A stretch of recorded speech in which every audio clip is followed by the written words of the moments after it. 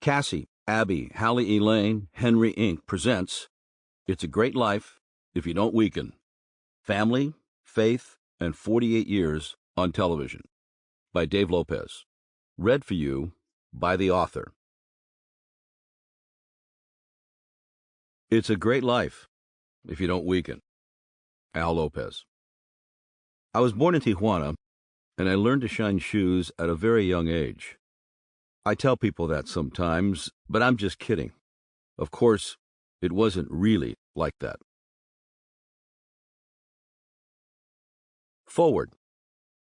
As a television reporter for 48 years on the Channel 2 CBS outlet in Los Angeles, Dave Lopez became as hallowed a part of the Southern California landscape as the Dodgers, sunshine, earthquakes, race riots, surfing, landslides, infamous murders, congested freeways, movie stars, Lakers, hillside fires, and crooked public officials.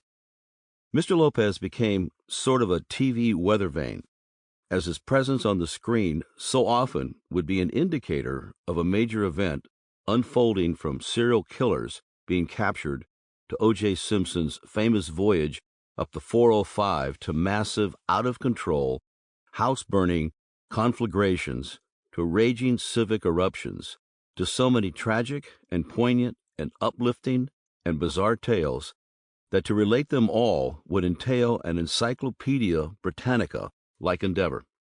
But remarkably, Dave Lopez has done just that in his riveting autobiography, It's a Great Life If You Don't Weaken, that kept me immersed from the moment I started reading it to its conclusion in a book that I found so absorbing that it inspired me afterward to plead with Mr. Lopez to write a sequel.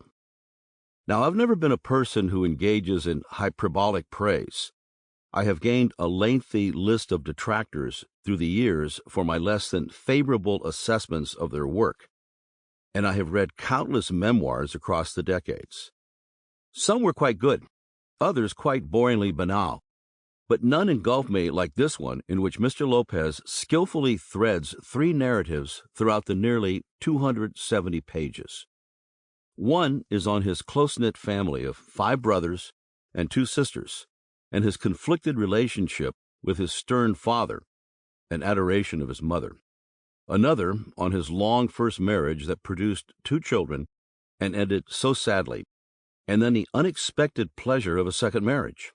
And of course, another recounting some of the most memorable reporting assignments that includes a frightening 5-day stay in Mogadishu in the East African country of Somalia in 1991, when the country was in the midst of a raging civil war and has played an impact in bringing down Orange County Sheriff Mike Corona and his testifying at the trial of the freeway killer William Bonin, and so many other similarly intriguing vignettes.